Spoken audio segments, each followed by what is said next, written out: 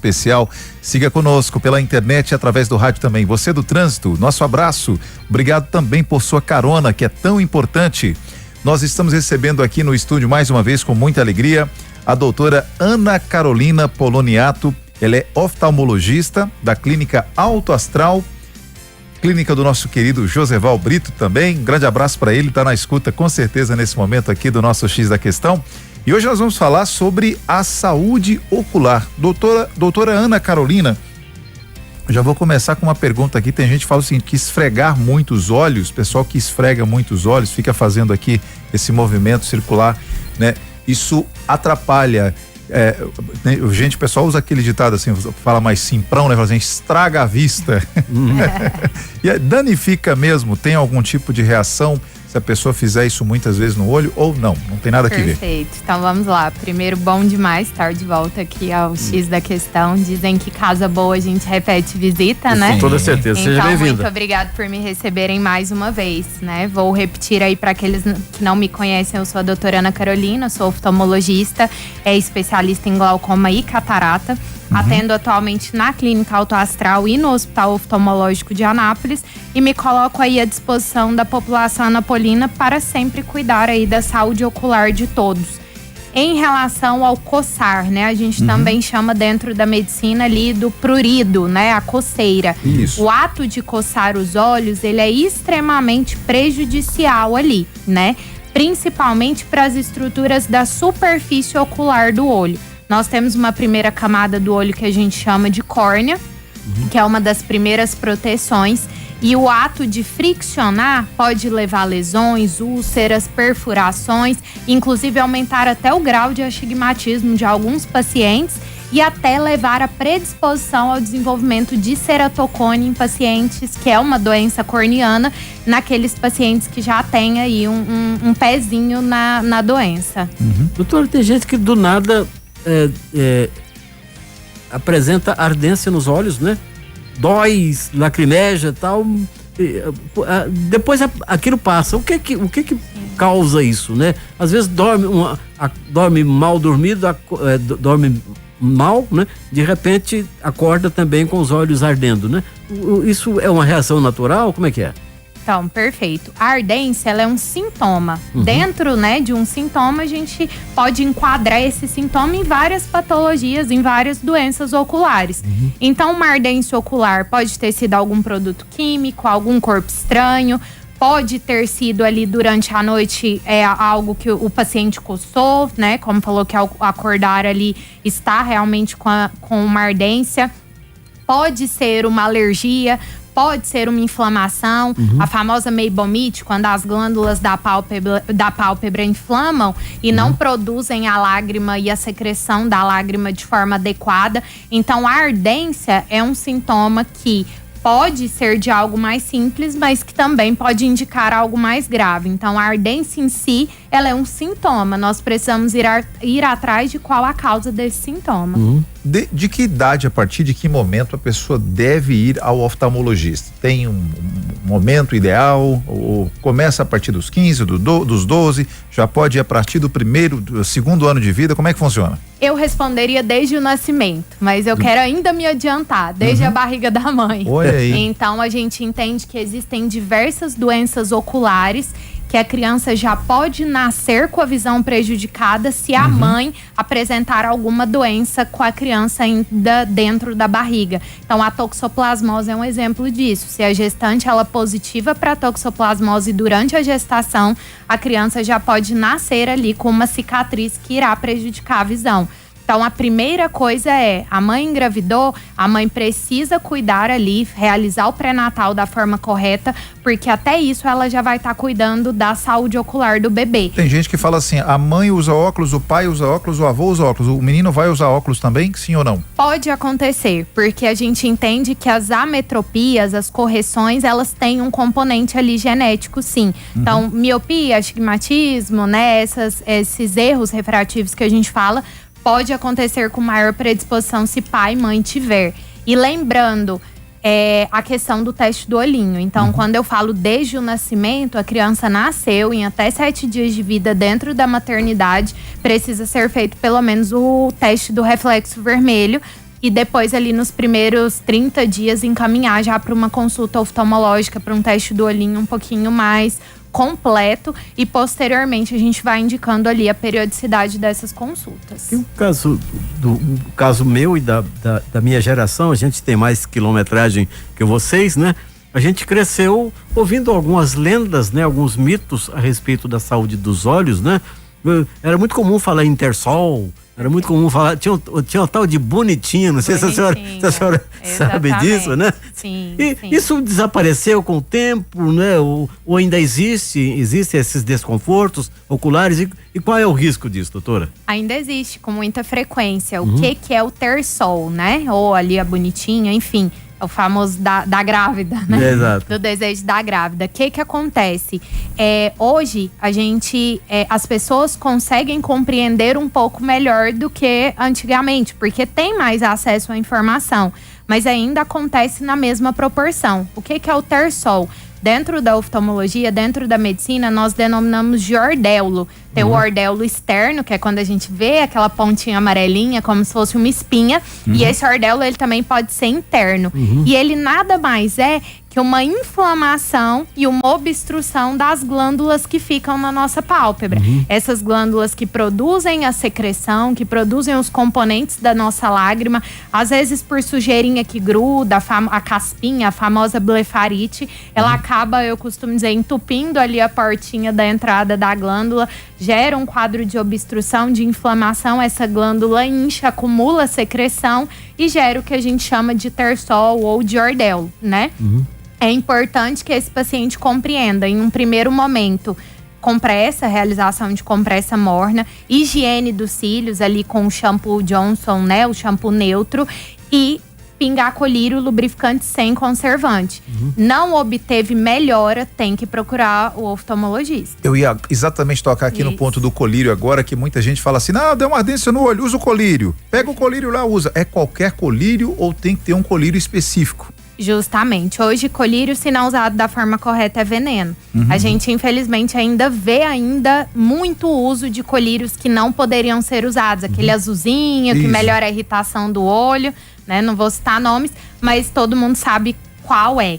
E aí, a gente entende que esses colírios, eles podem ter mais risco do que benefício, né? Por exemplo, um colírio de corticoide, se usado em um olho com uma úlcera, com algum outro tipo de lesão, pode evoluir para uma perfuração ocular. Pode evoluir um colírio de corticoide para um glaucoma, para uma catarata precoce. Então, o que eu oriento no primeiro momento? Lava ali com soro fisiológico e entra com colírio lubrificante sem conservante. Porque o que acontece, às vezes, na farmácia, o paciente acaba comprando um colírio lubrificante que é mais em conta e ele vem com conservante. Às vezes o conservante irrita um pouco mais. Tem uns procedimentos estéticos, né? Parece, se não salvo o melhor juízo, mas entre as mulheres, né? Que é o alongamento ou prolongamento dos cílios. Perfeito. A senhora falou agora há pouco sobre os cílios. Aquilo pode prejudicar, né, a saúde ocular, ou se fizer com critério, com cuidado, não interfere tanto nas vistas da mulher? Querendo ou não, ali a questão dos cílios, né, da extensão, é um corpo estranho. Então, a minha orientação ali naquela região vai ter uma maior dificuldade de higienização. E é bem na região de base dos cílios, que é a proteção dos nossos olhos contra a entrada de poeira, de micro-organismos, assim como é a base da região das glândulas que produzem a secreção da nossa lágrima. Então, a minha orientação não tem contraindicação, mas precisa ser feito com um bom profissional, em um local ali de referência. A manutenção precisa ser feita no tempo adequado, porque às vezes fica ali 3 meses com aqueles cílios. E frente a qualquer irritação, procurar já um oftalmologista imediatamente. Eu já tive alguns casos na emergência de colocação dos cílios. 2 a 3 horas depois, a paciente evoluiu com uma alergia ou da cola ou de algum outro produto que foi utilizado. Então, não é contraindicado, mas eu peço cuidado, escolha do profissional e frente a qualquer sintoma, procurar o oftalmologista. O óculos de sol, que muita gente gosta, evidente, de usar como um acessório ou até mesmo para proteção solar, pega muito, né, a insolação, e aí precisa se proteger o rosto, o olho, enfim. Posso usar que óculos de sol? qual o cuidado que eu devo ter na escolha do meu óculos de sol? A gente entende que a gente está num país aí que a emissão de radiação ultravioleta é bem intensa até então, né? E aí a gente, tanto para proteção contra raios UVs, quanto naqueles pacientes que têm mais sensibilidade à luz, a gente acaba indicando o uso do óculos, sim, para proteção e para conforto, comodidade do paciente. Só que a minha observação é necessário que tenha a proteção, né? Então, esses óculos, às vezes, com um custo menor, comprado em outras regiões que não seja em ótica, ele acaba sendo prejudicial porque ele não tem a proteção contra raios UV, a pupila vai se manter ali aberta, digamos assim, até que na claridade ali no sol ela tende a contrair, mas vai entrar mais raios, né, ultravioleta, e isso pode aumentar a chance de DMRI, que é degeneração macular relacionada à retina, pode aumentar ali a chance de desenvolvimento de catarata e de outras doenças oculares também. Outro procedimento que tem a vertente do esteticismo também é a lente de contato, né? Perfeito. Eu quero uma verde, eu quero uma azul, eu quero uma amarela, né? Qual é o risco que a pessoa corre ou não corre nenhum risco, né, em usar lente de contato, doutora? Certo. As lentes coloridas têm diminuído um pouco no nosso meio, mas o uso de lentes de contato com grau, no geral, é algo ainda muito utilizado, né? Eu costumo dizer que é prático, é uma boa opção para certos pacientes, mas a gente precisa ter o cuidado de comprar a lente em um local adequado, de realizar a higienização, não dormir com a lente de contato. Entre a colorida e a transparente com grau, os cuidados serão os mesmos. A gente só precisa ter o cuidado de onde comprar esse tipo de lente. Mas, basicamente, todo aquele cuidado. Eu sempre falo pro meu paciente, não é porque vai usar a lente que não precisa ter o óculos. A lente, ela precisa ser utilizada pelo menor tempo possível e o paciente precisa alternar com o óculos. É um corpo estranho também, né? Exatamente. Então, além de ser um corpo estranho, a gente entende que a nossa córnea, que é a primeira superfície do nosso olho, ela respira, digamos assim, pelo oxigênio do ar. A partir do momento que eu coloco uma lente, é como se eu deixasse ela sem respirar o dia todo. Certo? Aquele tremor no olho, que muita gente às vezes desenvolve, o pessoal fala, não, isso é cansaço, não sei o que. Pressão alta. O que é esse pequeno, leve tremor? Sim, a maior preocupação dos pacientes é com a pressão do olho alta. E a grande maioria dos casos não é hipertensão ocular, né? O tremor é como se fosse uma convulsão, só que localizada, né? E a grande maioria dos casos, ou é estresse, ou é cansaço, ou é consumo excessivo de cafeína. Então, os pacientes que vêm com essa queixa, obviamente, alguém olhou para o colega do lado. Obviamente, nós precisamos descartar condições mais graves, mas a grande maioria é um quadro que irá resolver com esse paciente dormindo melhor, realizando atividade física, diminuindo sobrecarga de trabalho, diminuindo a ingesta ali de café, de chocolate, de Coca-Cola, enfim, esses alimentos e bebidas que trazem mais cafeína. A qualidade do sono, doutor, ela ajuda a preservar a saúde dos olhos? Eu falo, não, eu só durmo 3 horas por dia, tá bom demais, né? Eu não tenho tempo de dormir, o meu sono é interrompido e tal. Isso, de alguma forma, prejudica o descanso, né, do aparelho ocular? Como é que é? Sim, a gente vê que até alguns pacientes chegam no consultório cedo falando, doutora, meu olho tá vermelho porque eu já não dormi à noite. Então a gente entende que, assim como os outros órgãos ali, o nosso organismo em si, ele precisa do descanso para funcionar. Então, durante esse período, a gente tem controle da lágrima, né? Descanso ali de estruturas que o sono acaba sendo importante como qualquer outra parte do organismo. E por que o olho fica vermelho, doutora? Provavelmente por produção de lágrima mesmo. Ali não vai ter um controle adequado da produção das substâncias, dos componentes da lágrima, porque a gente entende que é a lágrima que vai trazer ali uma menor irritação ocular, né? E podem ter outros fatores também durante o período noturno. A famosa não, né? Que até nem deveria ser famosa, mas a diabetes. Sim. A diabetes, ela também atrapalha, ela incide de que forma na visão? Não só famosa, como traiçoeira, né? Silenciosa. Então, a gente precisa falar de diabetes sempre e da repercussão na visão. Sim. Existem muitos pacientes que chegam no meu consultório com mais de 10 anos de diabetes e nunca fez um mapeamento de retina. A gente sabe que hoje uma das principais causas de cegueira irreversível é a diabetes, né? A retinopatia diabética. A diabetes, ela vai atacar ali, ela vai prejudicar ali a retina, que é uma estrutura nobre do fundo do nosso olho. E o grande problema é, nós temos os tratamentos, mas se já chega em estágios avançados, as taxas de cura são mais baixas. Então, a diabetes fez o diagnóstico, diabetes tipo 1, né? 5 anos após o diagnóstico, precisa começar o mapeamento de retina. Diabetes tipo 2, como a gente não sabe o tempo de início, às vezes esse paciente já estava com diabetes tipo 2 há um tempo, fez o diagnóstico de diabetes tipo 2, precisa fazer mapeamento de retina. Isso é válido para a população geral se informar, para os endocrinologistas estarem com isso na cabeça, lembrarem que precisa ser feito o mapeamento. Eu queria até aproveitar para lembrar que agora na Clínica Alto Astral nós temos retinólogo, nós temos especialista em retina, porque eu sou especialista em glaucoma e catarata, e aí a gente acaba caminhando muito junto. Então, vou pedir para ele vir aqui conversar um pouquinho com vocês, Dr. Marcelo, tá? Ele é um excelente profissional, ele tá começando aí na nossa caminhada com a nossa equipe, e ele aborda muito bem essa parte da retina. Ouvinte aí? Isso, tem a participação de um ouvinte aqui. Ela na verdade é o ouvinte, né? Falando o seguinte: olha, pergunta aí pra doutora, minha mãe já é falecida desde 2007, nunca tive caso de diabetes, mas ainda assim tive a cegueira. Como explica isso? Pelo que eu entendi, o ouvinte ficou cego, isso? O que ele tá falando é isso. Primeiro a gente precisa entender a causa da cegueira, né? Como ele mencionou a mãe, acredito que ele esteja pensando ali no diabetes. Então, assim, o DM, o diabetes tipo 1, que é aquele mais relacionado à insulina já desde o início, a gente sabe que tem ali a questão do componente genético, de mutação de fator genético.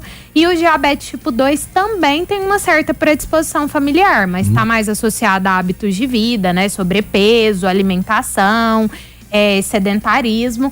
Porém, geralmente quando a gente pergunta para o paciente, histórico familiar, minha mãe ficou cega pelo diabetes. Não é porque a mãe ficou cega pelo diabetes que o paciente também vai ficar. Mas existem alguns fatores de risco que aumentam a chance desse paciente evoluir para uma cegueira se ele tiver de retinopatia diabética, que é o tempo de doença. Então, paciente com mais de 10 anos, mais de 20 anos de diabetes, paciente que não controla o diabetes de forma adequada, paciente que faz uso de insulina, né? Pacientes que já tem um histórico familiar mais pesado também pode ter a influência. Mas o caso dele, a gente precisa entender melhor se essa cegueira foi pelo diabetes ou se foi por alguma outra causa.